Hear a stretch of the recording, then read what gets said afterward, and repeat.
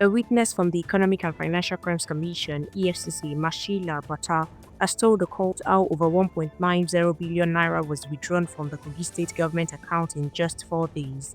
The witness spoke during the trial of Yaya Bello, the former governor of Kogi State, who is been accused of money laundering involving 80 billion naira. Mashila Bata worked as a compliance officer at Zenith Bank, Maitama branch. In court, he said he brought account statement from the bank as an evidence. This statement showed money movement from the Kogi State Government House Administration account from 2016 to 2023.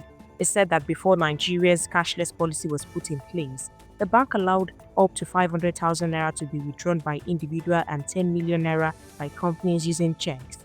One of the withdrawals happened on 23rd of May 2016 when someone named Abdusalami Udu took out 10 million naira, but also revealed that between January 30th and February 2nd, 2018, the account was used to withdraw 1.09 billion naira in cash. Bata explained that from May 2nd to May 19th, 2018, money was coming into the account and was taken out almost immediately through checks. He also presented other accounts connected to the case, including accounts linked to Wales Oil and Gas, Jemida Properties, and Halishua Solutions. Earlier in the trial, the EFCC tried to cross-examine one of their own witnesses, Nicholas Ojelmon, who works at the American International School, Abuja.